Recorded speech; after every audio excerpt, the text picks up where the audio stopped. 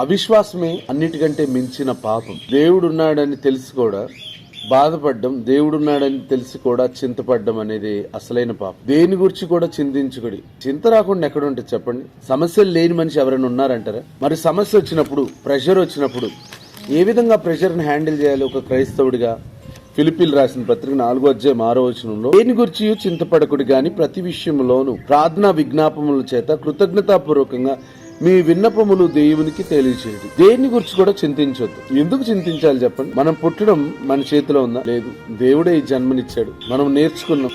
And ఏ క్షణాన దేవుని సన్నిధికి వెళ్ళాలో అది కూడా మన చేతిలో లేదు కదా, అది దేవుని చేతిలోనే ఉంది. ఈ భూమి మీద ఉన్న సమస్తం కూడా ఆయన చేతిలోనే ఉంది. దేని గురించి చింతించాలి? మనల్ని దేవుడు అద్భుతంగా చేశాడు, ఆశ్చర్యకరంగా చేశాడు, అందరికంటే ప్రత్యేకంగా చేశాడు. మనకు కావాల్సినవి కూడా ఆయన చూసుకుంటాడు. అందుకని ప్రార్థన చేసేటప్పుడు చింతించకుండా, ఒకవేళ చింతున్నా గానీ ఆ టైంలో మనం ఏం చేయాలంటే కృతజ్ఞతాపూర్వకంగా, అంటే దేవుడు ఖచ్చితంగా నేను చెప్పిన వాటిని చేస్తాడు, నేను అడిగిన వాటిని ఇస్తాడు అని నమ్మి కృతజ్ఞతాపూర్వకంగా మన విన్నపాలు దేవునికి తెలియజేయగలిగితే మనము దేవుని యొక్క సమాధానాన్ని పొందుకుంటాం, మనశ్శాంతిగా జీవించగలుగుతాం. ప్రార్థన చేసే ముందు ఒకటి గుర్తుంచుకోండి, ఆయన పరిష్కరించలేని సమస్య అంటూ భూమి మీద ఏది లేదు. ఆయన అన్ని సమస్యలను, ఎలాంటి సమస్యనైనా సులువుగా పరిష్కరించగలుగుతాడు. ఆయన భూమి కలుగును గాకంటే కలిగింది, లాజరు బయటికి రా అంటే చచ్చిపోయినాడు బయటకు వచ్చి. ఆయనకు అసాధ్యమైంది ఏది లేదు. నమ్మడం మన వలన అయితే మనకు అన్ని సాధ్యమవుతాయి.